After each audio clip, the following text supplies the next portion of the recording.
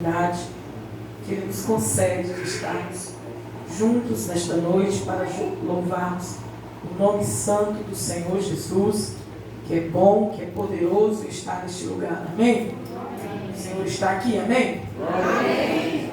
Quero ler convosco o texto sagrado, uns versos para a nossa meditação nesta noite, no livro do profeta Isaías, capítulo 32, a partir do versículo 9. Isaías, capítulo 32, a partir do versículo 9. Se você encontrou, vai ficando de pé para nós lermos juntos.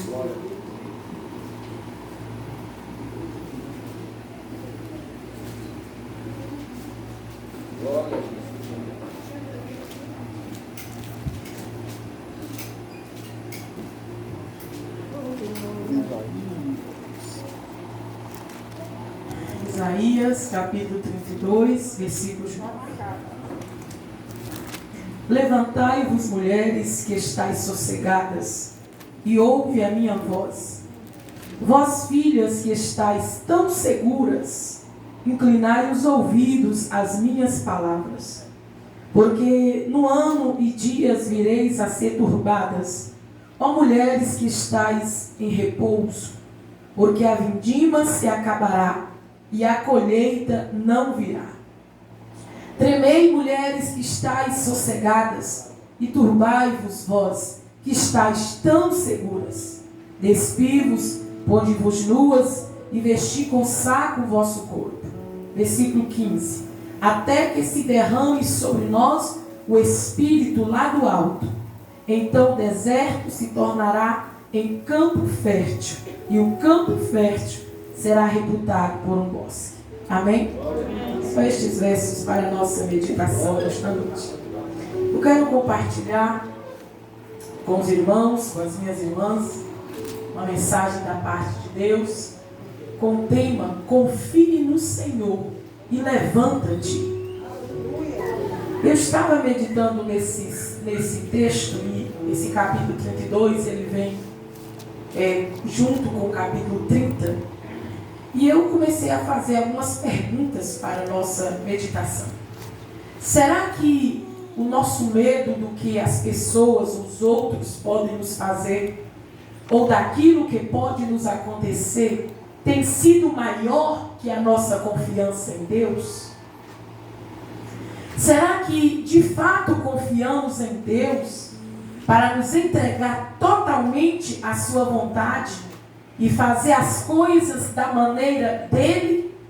Ou tentamos resolver as coisas do nosso jeito, porque nos sentimos mais seguras com a nossa própria capacidade? Será que, de fato, confiamos no Senhor a ponto de dormirmos tranquilos, mesmo quando não tem emprego, não tem dinheiro, não tem nenhuma fonte de renda, nenhum apoio para segurar, ou nenhum recurso terreno em nossas mãos? Conseguimos dormir tranquilo?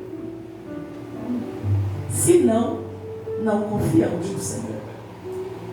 Nossa fé não passa de uma teoria. A palavra do Senhor, ela sempre nos ensina a confiar no Senhor e a depositar nele a nossa esperança e a nossa fé. O profeta Jeremias, ele vai nos ensinar no capítulo 17, 7, 8, dizendo que bendito é o homem cuja confiança está no Senhor. E ele vai dizer que este homem que deposita a sua confiança no Senhor é como a árvore plantada junto a águas e não teme o dia do calor. Porque ele confia no Senhor. E no dia do calor, qual é o dia? É um dia mau. É o dia da provação. Ele diz, nesse dia, ele ainda floresce. Porque suas folhas rejuvenescem através da fé no Senhor. A palavra do Senhor, ela nunca vai nos aconselhar a colocar nossa confiança em nenhum outro recurso terreno. Porque todas as coisas terrenas seja ela qual for, elas são suscetíveis a falhar e nos frustrar. Mas o Senhor não. E Isaías 26:4 diz que o Senhor, somente o Senhor, é a rocha eterna. Então quem confia nele nunca se frustra, porque ele é a rocha eterna.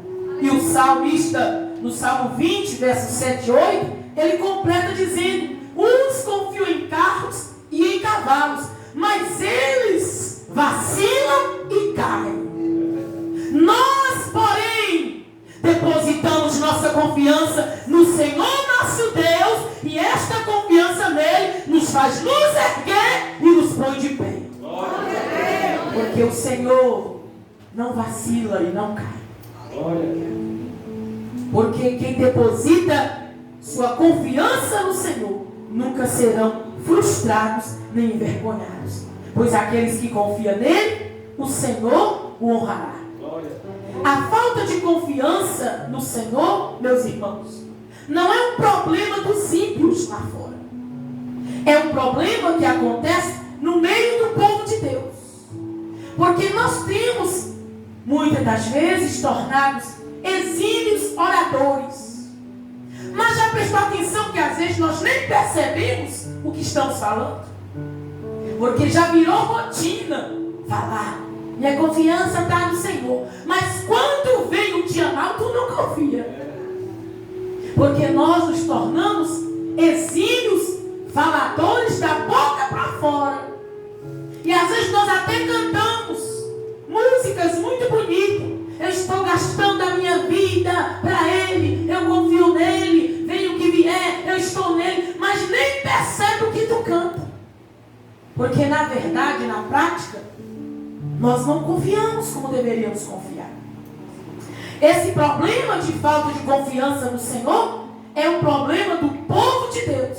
E os capítulos 30 e 32 do profeta Isaías se trata exatamente disso, igreja.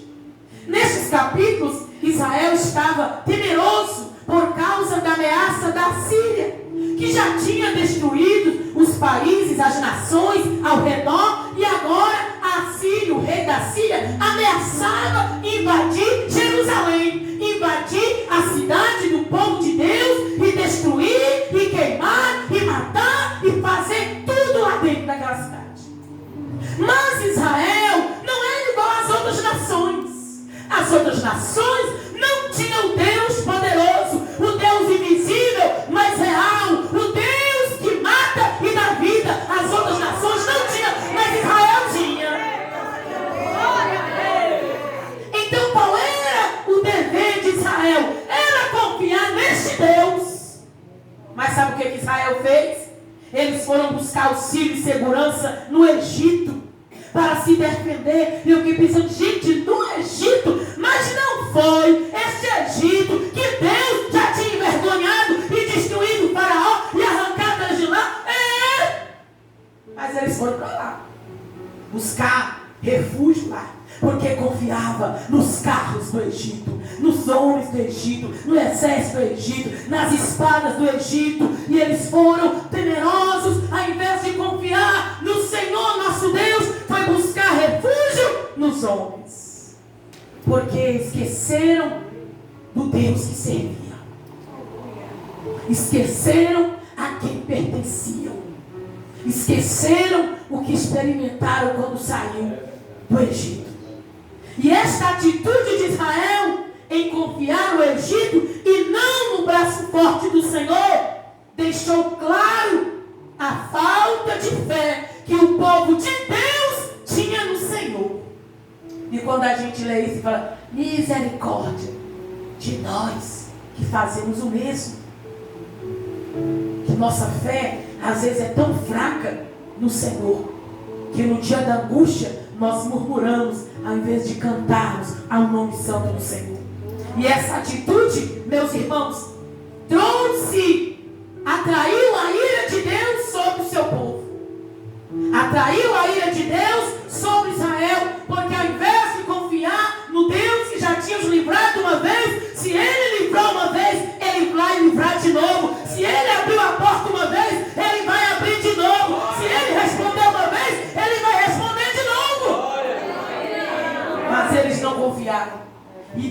se irou tanto quanto o seu povo, a ponto do Senhor dizer, no verso 3 do capítulo 30, dizendo: olha, a força de Faraó, em quem vocês confiam, vão tornar em vergonha, a confiança de vocês no Egito se tornará em confusão, porque a salvação e a segurança de Israel está em descansar e confiar no braço do Senhor nosso Deus.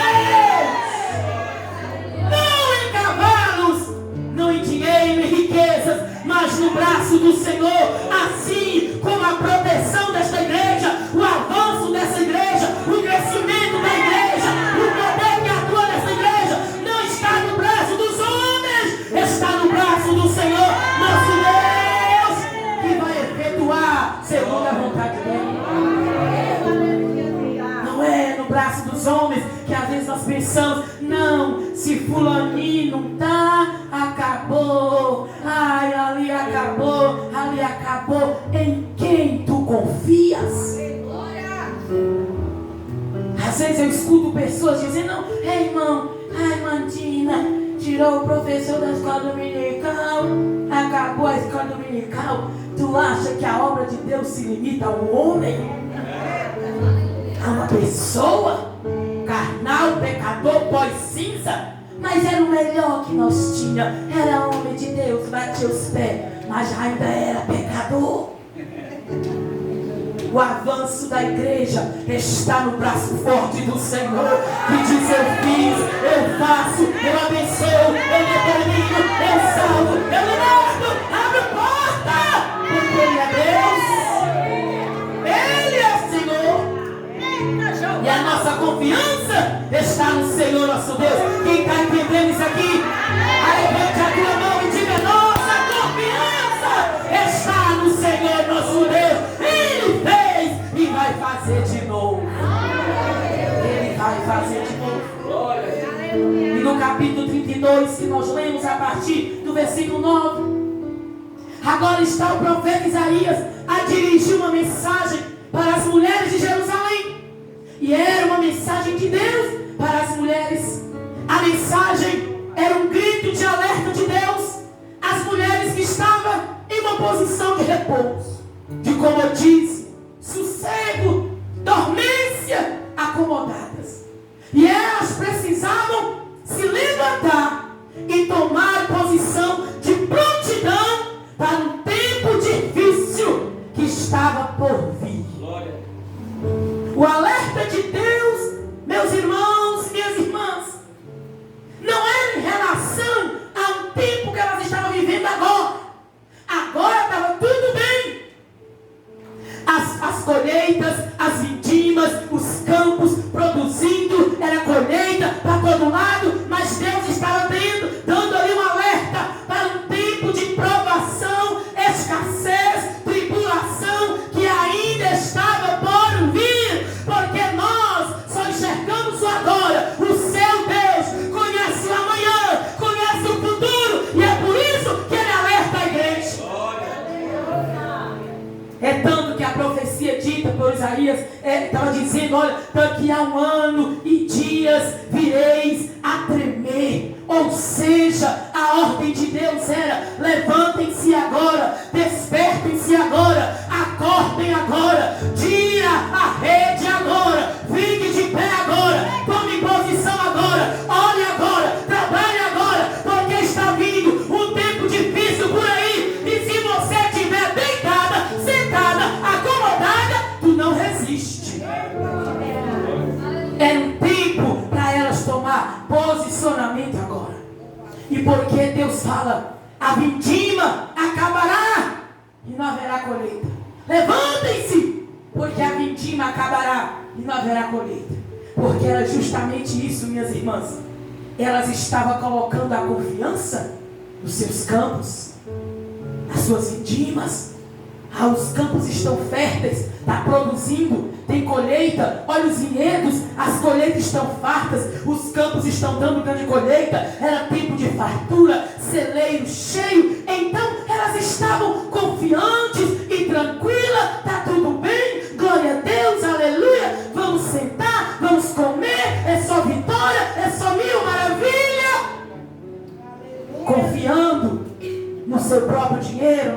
riquezas. O repouso delas não era fruto de uma confiança no Senhor. O repouso delas era fruto da confiança nas suas próprias capacidades, no seu próprio dinheiro. A confiança em coisas que elas estavam tendo, estavam depositado em coisas terrenas. E com isso estavam despreocupadas, distraídas, sossegadas. Está tudo bem? Então glória a Deus. Tem dinheiro, tem emprego, tem saúde, está tudo ok? Então glória a aleluia. E as outras coisas? Não é comigo mesmo? E a obra de Deus? Não é comigo mesmo? E o ensaio? Não é comigo mesmo? Sou regente? Sou nada? E o evangelismo? Tem nada com isso? É o irmão lá que evangeliza. Porque está tudo bem comigo. Se no meu barco está tudo bem, pode afundar o barco de pedinho. Então elas armaram as redes e sentou. E a confiança delas estava nas suas riquezas. Aí o Senhor manda Isaías profetizar. E a profecia, em outras palavras, é: avisa elas que estão tão seguras, tão distraídas, tão em repouso, que eu vou sacudir o sossego dela, vou tirar o torno da rede, vou jogar no chão, a vindima não vai dar, os campos não vão produzir, elas vão ter que levantar. Porque eu vou sacudir. Eu disse assim: meu Deus, tem hora que é preciso, minhas irmãs, a gente ser sacudida. Você sabia que tem tempestade que é a gente que provoca? Não é Deus, Deus está me provando, não, você e eu provoca. E aí quando a gente provoca, como que a gente provoca? Como Jonas, minhas irmãs. Como Jonas. O Senhor está dizendo: eu vou ter que arrancar o torno da rede, jogar no chão, para ela acordar, tomar posição, porque elas estão em repouso. E Deus não suporta ver uma árvore, um membro, alguém que foi chamado para frutificar, produzir, trabalhar, servir em repouso. Deus não gosta de repouso, porque o repouso não é aqui, o repouso é lá em cima. Nós somos alistadas, foi na primeira fileira da guerra, e de espada na mão, revestido do Espírito, e dizendo: bora, avante, porque o Senhor já deu a ordem. E o Senhor manda elas sair do repouso, porque a pessoa em repouso é o mesmo estado de Jonas no porão do navio. A embarcação quase afundando, o caos instalado dentro do barco, os marinheiros desesperados para poder se salvar. Enquanto tudo isso acontece, o que fazia Jonazinha? Dormia. Indiferente a tudo que acontece ao seu redor. Não é essa a situação de muitos na igreja? Enquanto tem poucos marinheiros tentando salvar o barco, onde está o resto da tropa? Dormindo. Profundo sono de indiferença, insensibilidade, comodismo, que não vê o barco afundar. Essas mulheres estavam assim, acomodadas, sossegadas, em repouso, sem enxergar que elas precisavam tomar posição, se preparar para o que estava chegando. E a ordem de Deus é: levantem da rede, saia da rede, confia em mim e toma posição, porque o que vem por aí é para quem está de pé. Precisa estar de pé.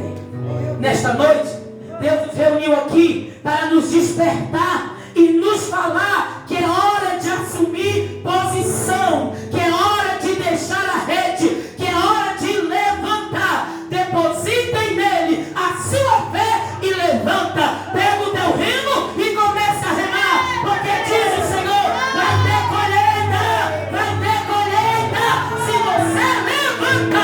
Toma posição. Minhas irmãs, não podemos mais ficar no porão como Jonas, dormir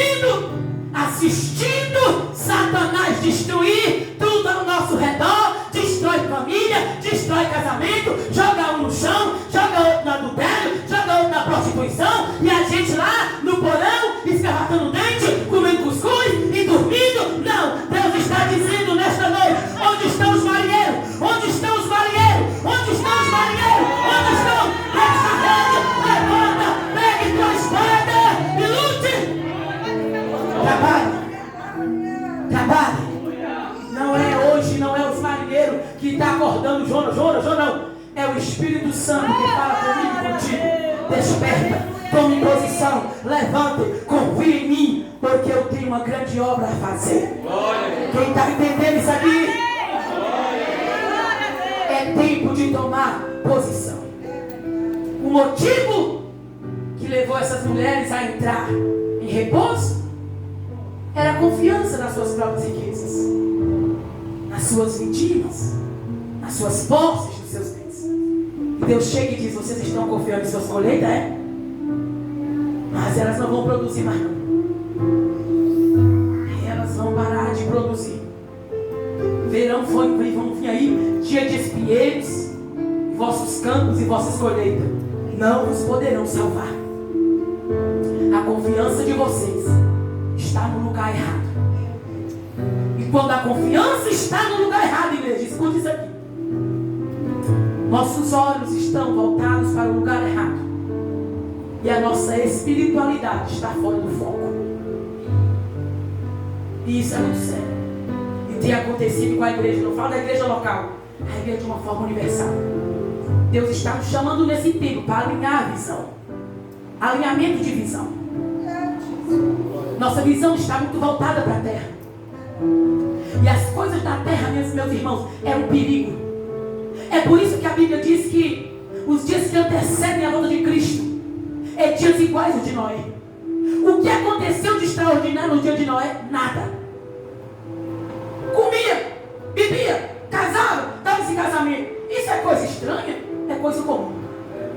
Todo dia a gente come 6, 10 vezes por dia.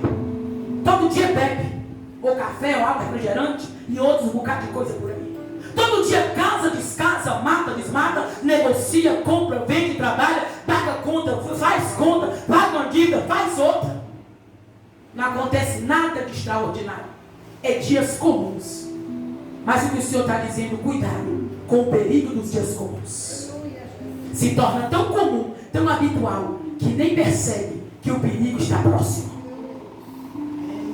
Uma espiritualidade fora do foco, desalinhada do céu, não percebe que Babilônia está pegando fogo. Porque nós nos acomodamos em Babilônia. Nós estamos tão envolvidos com as nossas coisas. É minhas contas, é o menino, é o papagaio, é o periquito, é o dinheiro, é o exame, é o médico, outra coisa. O dilúvio chega, que dilúvio? Tem dilúvio não. Ó dilúvio, e não é gritava. Ó dilúvio, que dilúvio? Eu tenho que comprar, eu tenho que vender, eu tenho que trabalhar. Ó dilúvio, tem dilúvio não. E Jesus disse: até que o dilúvio chegou. Glória. Quando o dilúvio chega, eita, não é de razão, é tarde. Mas onde nós estamos? Envolvidos em coisas comuns. Os dias do arrebatamento é igual ao dia de Noé. Vai acontecer uma chuva de raio? Vai não. Vai acontecer um avivamento de papote de crente no Brasil? Vai não. Vai acontecer um raio caiu aqui no monte da Sabiaguaba? Vai não. Jesus vai vir em dia comum. Mas só vai perceber quem tiver com a visão alinhada ao céu. Olha. Nesta noite eu vos digo: cuidado. Cuidado para nós não nos cegar com os dias comuns. Onde estão os teus olhos? Onde está a tua confiança? Olha. E quando nós estamos com os olhos voltados para a terra, envolvidos nessas coisas, confiando em nós mesmos, a visão está desalinhada do céu. A espiritualidade está fora de foco. É o que aconteceu lá em Marcos também, no capítulo 9, também fala a memória. Aí trouxe um menino, o pai de um menino trouxe o menino para os discípulos expulsar o demônio. Expulsa o demônio desse menino, expulsa, sai. Jesus desce do monte da transfiguração. E olha assim: por que vocês estão discutindo? Que discussão é essa aqui? Eram os discípulos discutindo com os fariseus. E eu disse assim, mas ele está discutindo com os fariseus. E aqui nesse canto aqui, o diabo mata o menino. E eles discutindo. Quem eram os discípulos? Era a igreja. A igreja discutia enquanto Satanás matava o menino. E o pai do menino chega para Jesus e fala: eu trouxe meu menino para os seus discípulos expulsar o demônio, mas eles não puderam, não tiveram condições. E Jesus fica bravo: oh, geração incrédula, até quando eu vou estar com vocês? Traga esse menino aqui. Desde quando esse menino está assim? Desde que nasceu, que o diabo mora nele e não sai. E Jesus expulsa o demônio dá um brado, joga o menino no chão, solta o menino fica de pé, vivo e liberto para agora. Aí esse cara está envergonhado, porque eles não puderam. Eles repreendem esse demônio. Vocês não têm poder, mas vocês têm muita falácia, porque vocês estavam discutindo. Para discutir, falar vocês é bom, mas não tem poder para dar uma resposta a um pai e uma mãe aflita. Espiritualidade fora do foco. Não é assim que a gente anda hoje? Que muitos andam hoje. Enquanto discute teologia hermenêutica, exegese, homilética. Olha os gideões missionários, quanta eloquência. Eita, que um dia eu vou pregar no Gideão missionário. Do teu lado tem um campo missionário. Enquanto discute quem canta mais, quem prega mais. Olha aqui essa partitura musical. Olha essa melodia. Ih, meu Deus do céu, cadê? E o ar-condicionado da igreja tá ruim. Os bancos tá ruim, a falha tá ruim. O hino tá ruim, tá tudo ruim. Cadê a cadeira da igreja? A cortina da igreja, meu Deus do céu. O boleto da igreja, não sei o que da igreja. E do nosso lado, o tráfico mata. Os bandidos matam. E é casamento destruindo. E é filho se perdendo. É diabo arrastando vida. E nossa espiritualidade da onde? Nas discussões vazias e fúteis. Nossa espiritualidade está fora do foco. Essas mulheres também estavam com a espiritualidade fora do foco, confiando em coisas terrenas, quando os olhos deveriam estar levantados para cima. Satanás sempre vai trabalhar para nos prender aqui embaixo, porque a ordem de Deus é olhando para Jesus, autor e consumador da nossa fé. Nesta noite a ordem dele é: alinha a tua visão, assume posição, confie no Senhor e levanta-te, porque no levantar Deus vai agir, Deus vai mover, Deus vai trabalhar, Deus vai salvar, Deus vai libertar, Deus vai batizar e algo novo vai ser manifesto sobre nós. E eu fiquei perguntando: qual é o perigo? Porque a gente tem que despertar, acordar, levantar. Não dá para fazer aqui mesmo sentado, pelo WhatsApp. Qual é o perigo? Por que tem que mandar levantar? Porque quem está em repouso corre perigo. Uma pessoa em repouso corre perigo. Ela é surpreendida pelas tempestades, porque em repouso está desatento. Porque repouso é estado de letargia, de sono. E sono na Bíblia é morte espiritual. Desatento. Pode prestar atenção quando a gente está dormindo, meus irmãos. Pode papocar o que for do nosso lado, que ninguém escuta, porque estou dormindo. Olha a chuva. Eu não escutei chuva, molhou as roupas tudinho, porque eu estava dormindo. Ninguém vê nada, escuta nada, sente nada. Insensíveis ao que acontece na obra de Deus. A pessoa que dorme é desatenta. E se está desatenta, a qualquer momento é surpreendida pelas tempestades. Por isso que o conselho de Pedro, em 1 de Pedro, ele vai dizer para nós, para a igreja: sede sóbrios e vigilantes. Porque o diabo, nosso adversário, anda rugindo como leão, procurando que é esse? Alguém que está em repouso, desatento, desacordado, alguém que está sem vigilância. Ele traga porque é desatento. Quem está em sonolência, não vê buraco, cai. É tragado por Satanás. Por isso que a ordem de Deus é: acorde para vocês não serem tragados, sede vigilante. O vigia de um condomínio, ele não tem direito de dormir, ele é pago para ficar acordado. Vigia, qualquer coisa que mexe, ei, já está com a arma, olha o que está acontecendo aqui, não pode, que eu estou vigiando. Se dormir, rouba ele e o condomínio inteiro, porque é desatento. Pedro está dizendo a mesma coisa. Não durmam, não entre em sono, não fique desatento. Abra teus olhos, assuma a tua posição, desce dessa rede, levantem, abre os olhos, vigie, porque a vigilância te impede de cair na armadilha de Satanás. É a vigilância que nos impede de perder o ingresso para a entrada do céu. Quem não vigia, cai, porque está dormindo. A ordem de Deus é: despertem, mulheres, porque vem dias difíceis pela frente. E se você estiver dormindo em repouso, a tempestade passa por cima. Nós não podemos deitar. Você vai deitar na praia do mar? Deus me livre, que eu morro de medo de água. Mas quando eu vejo aquela onda vindo lá, eu digo: essa aí é maior que eu vou correr. Às vezes meu marido dá risada: a mulher, ela vai se quebrar aqui. Eu falei: e se ela não quebrar? Eu sou mais esperta que ela. Aí eu corro, quando ela quebra, aí eu venho e molho meu pé. Que água para mim só no chuveiro. Eu não sei nadar. Eu fico vigiando. Mas se a gente ficar deitado na praia, confiando que essa onda vai se quebrar, aí lá vem. Quem está deitado é levado, vai-se embora. Tu ficou deitado. Agora, se está de pé, está em posição de guerra, está em posição de batalha, está preparado para fugir, como o Senhor deu ordem para o povo no Egito: fique de pé, cingido, à meia-noite o anjo vai passar, vai matar os primogênitos egípcios, e vocês estejam prontos, de cajado na mão, cingido de lombo, pega suas roupas longas, segura, quando à meia-noite vocês vão sair expulsos e vai sair pronto para correr. Corram, fujam, porque é hora de sair. A prontidão é essa. O Senhor nos ordena: levante, levantem.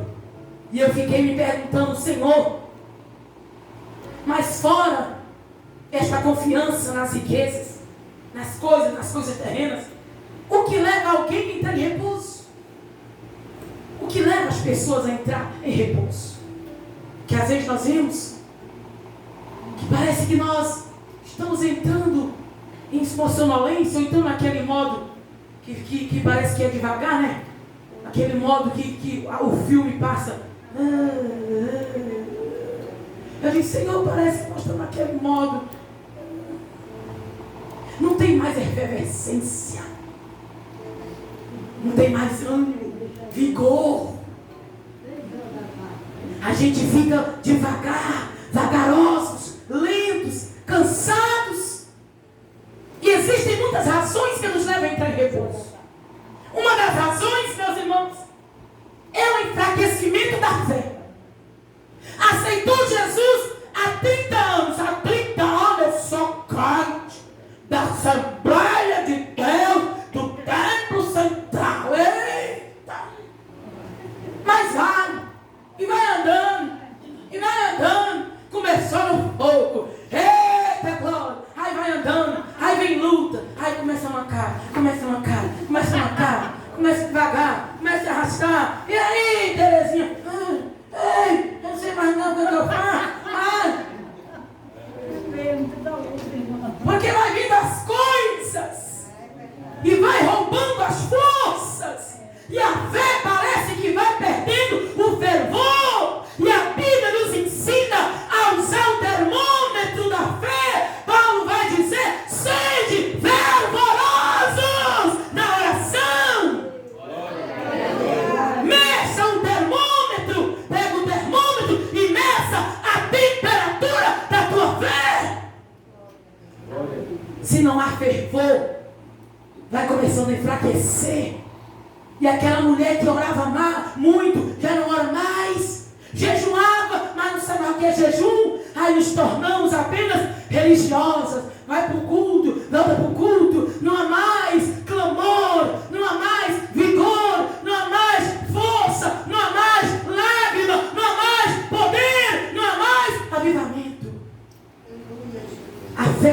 enfraquecendo. Porque se não alimentarmos a nossa fé, ela perde o vigor. E cá entre nós, minhas irmãs, nós alimentamos muito bem o corpo, mas na fé nós somos decadentes. A Bíblia é o livro mais vendido, mas é o menos lido. E ela é a fonte que alimenta a fé. Quando a gente vê a Bíblia contando histórias, hoje a minha filha, essa semana a minha filha estava assistindo Davi e Golias. Ela disse: mamãe, o Golias matou, Davi matou o Golias. Eu não gosto de Golias, eu gostei de Davi. Olha, mãe, ele pegou a faca e matou, porque o Jesus estava com ele. Eu digo: minha filha. E o Senhor falava comigo pela boca de uma criança de 7 anos. Está vendo? A minha palavra, mesmo falando da boca de uma criança, alimenta a fé. Se eu estive com Davi e ele derrotou Golias, eu também estou convosco. Derrotarei os inimigos e farei a igreja triunfar. Aumente a fé. Aumente a fé e Golias cairá. É a palavra que alimenta a fé. Eu estou fraco. Aí tu vai para a Bíblia, está lá o apóstolo Paulo em Efésios 6, ensinando para a gente o caminho de uma fonte de força. Tu está fraco?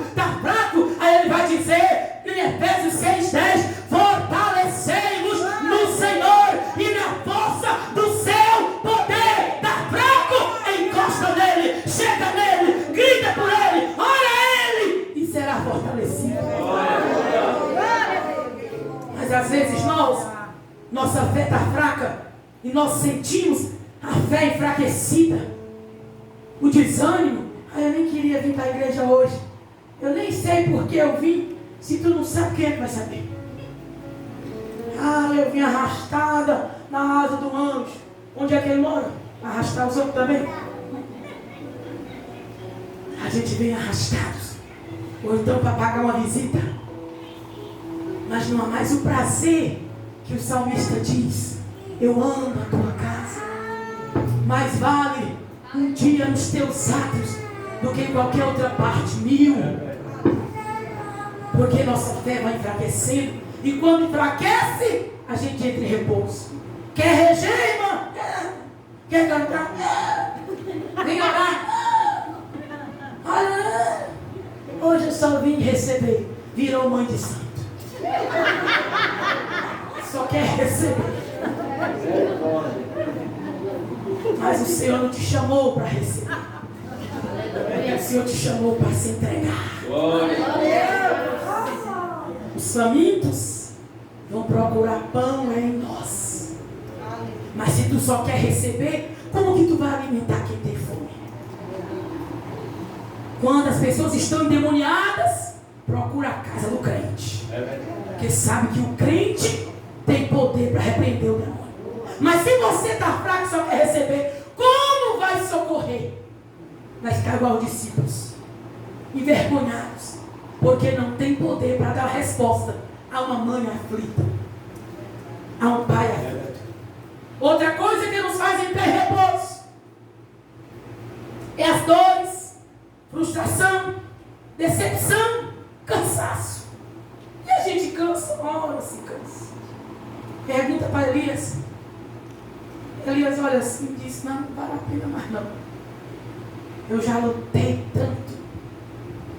Ele despede o servo dele e diz: vai embora, menino, vai embora. Eu vou para cá. Entra na caverna e pede a morte. Quero descansar. Não sou melhor que os outros. Me leve também, Jesus. Que é isso, Elias? Cansaço, decepção, frustração. Porque a obra também frustra, meus irmãos. A igreja não deveria, mas nos fere também. Decepciona, frustra. Ai, meu Deus do céu, muitos soldados servem feridos, porque já entendeu: quem põe a mão no arado, para trás não deve olhar. Se nós não estivermos prontos para servir, mesmo ainda não entendemos a missão. Porque a missão é maior que as dores.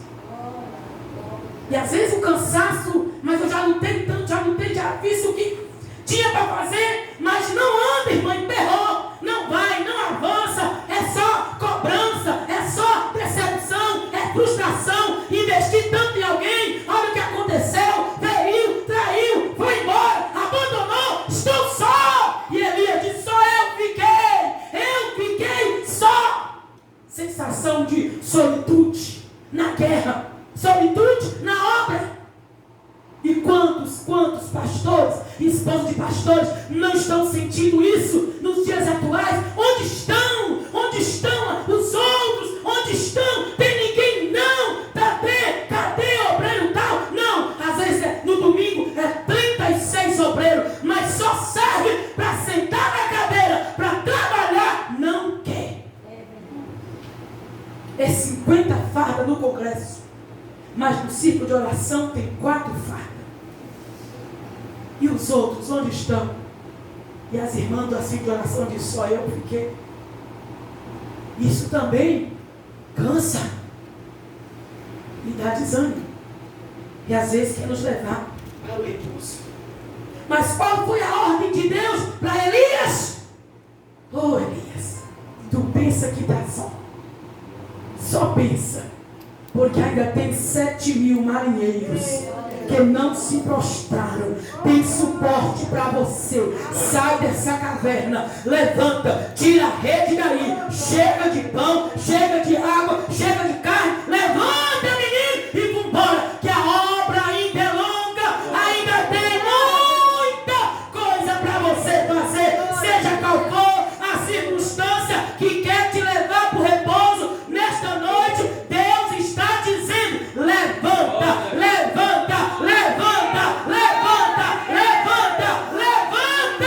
porque é hora de levantar. Seja qual for a situação que nós estamos querendo usar para entrar em repouso, nesta noite o Senhor está dizendo, levantem e tome posição. E qual é a minha posição, irmãzinha? De atalaia como Noé, que proclama ao mundo que o Filho de Deus está às portas. Foi esta a missão que ele deu a Maria Madalena. Vão, vai. E o conteúdo do que tu vai dizer é esse. Diga que eu estou vivo. Está tendo um tema maravilhoso aí do tempo central. A importância das mulheres na proclamação do Evangelho. Está aí a missão dada para nós.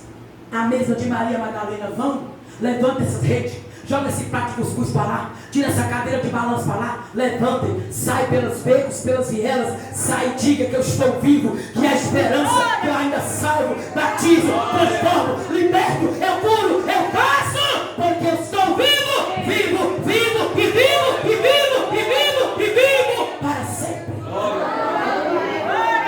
Ele está vivo, quem está entendendo isso aqui? Esta é a tua posição. Posição de Noé, posição de João Batista, que proclama, arrependemos, o reino de Deus está próximo. É de pé que nós vamos proclamar. Por último, para nós ir caminhando aqui para o encerramento, o Senhor manda tomar posição, e não é posição de repouso, porque repouso é posição confortável, e no conforto não há milagre, no conforto não há resposta. Porque milagres são gerados no desconforto. A missão é desconfortável. Eu me lembro do monte da transfiguração. Eita, que estava tão bom lá, né, meus irmãos? Aí Pedrinho olha assim e diz, oh Senhor, como é maravilhoso estarmos aqui, papai. Se o Senhor quiser, eu faço uma tenda para ti, uma palha, uma passageira também. Que é bom demais essa glória desse monte. É conforto, espiritualidade do conforto. Ai, Jesus, assim, Pedro, tu ainda não entendeu, bichinho, a cruz te espera de ponta cabeça. Eu não te chamei para o conforto, Pedro. Eu te chamei para o confronto. A missão não é em cima dos montes de glória. No monte tu sobe e recebe glória, mas tu tem que descer logo, porque a missão está lá embaixo.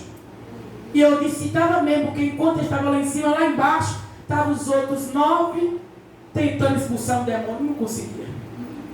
Que a missão não é no monte de travesseiro, é lá embaixo, expulsando demônio, pregando o evangelho, orando por um, orando por outro, e evangelizando, e pregando, e cantando, e não sai. Olha a glória, o fogo, o poder, sai, embora, avante, porque o Senhor está conosco. Não é repouso, é confronto. A igreja foi alistada para isso, confronto. Ide pregai, ide anunciai, saia do repouso, levantai e produzir. E essa atitude, minhas irmãs, ia trazer resultado.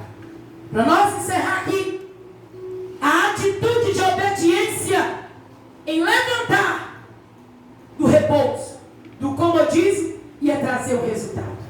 O resultado, no versículo 15, o Espírito vai ser derramado, até que o Espírito se derrame sobre vós. O Espírito seria derramado. Chegaria um tempo em que o Espírito seria derramado e faria com que regiões espiritualmente secas, sem vida, desoladas, florescessem como a rosa no deserto. Deus está falando conosco. A nossa obediência em ouvir a voz do Senhor, tomar posição, levantar em oração, lágrimas de oração, clamor, vai trazer resultado. Que resultado, irmandinha? O Espírito Santo encherá nossos corações, quem crê. O avivamento que desejamos descerá sobre nós. Os lugares secos, sem vida, florescerão, terão vida, frutificarão. Tua família vai florescer, teu casamento será abençoado, teus filhos serão alcançados, tua casa, tua família, a igreja, as almas, batismo no Espírito Santo, poder do alto, revestimento, mulheres de pé, mulheres cheias, mulheres usadas na obra de Deus. Nossa atitude de levantar, de obediência, vai trazer resultado. E Deus está a conclamar a igreja a levantar, tomar posição, encharquem teus trabalhos com lágrimas de oração, e vai ter resultado. Nós precisamos viver esta vida, levantar e nos prostrar em oração ao Senhor. Porque pregação encharcada de lágrimas de oração tem outro peso. Louvor encharcado em lágrimas de oração tem outro peso. Pastorear encharcado em lágrimas de oração tem outro peso. Regência em lágrimas de oração tem outro peso. Mulheres cantando, salmodiando, evangelizando, encharcadas de lágrimas de oração tem outro peso, tem outro impacto. Nós precisamos nos posicionar. E esse é o tempo. E o Senhor disse, olha, vocês precisam levantar até que o Espírito seja derramado. A igreja do Senhor precisa tomar essa posição. Nós, minhas irmãs, precisamos tomar essa posição e clamar até que o Espírito seja derramado sobre nós outra vez. Como em Atos capítulo 2. Avive o coração dos crentes. Renove as forças da igreja até que Ele venha. Até que Ele venha. E nós precisamos urgentemente sermos renovadas pela glória do Senhor para suportar os dias que virão. Porque nós estamos no início das dores. As coisas vão melhorar. Não vai não, minhas irmãs. Se prepare, que vai ficar pior. Não precisa ser espiritual. Au. Para perceber que passos largos a nossa nação caminha para o abismo. E o que a igreja tem que fazer? A mesma coisa que a igreja primitiva fez. Orar e proclamar o Evangelho. Porque nós só temos uma bandeira. E essa bandeira é Cristo, é o Evangelho. Nossa bandeira não é política. Não é governo terreno. O governo do nosso Deus é eterno. E a igreja precisa sair da rede, estar de pé, de espada na mão, erguendo a bandeira do Evangelho. De pé e em oração. De pé, saindo do repouso. E o Espírito Santo de Deus envolvendo a igreja. E a igreja avançando de glória em glória. Amém, querido?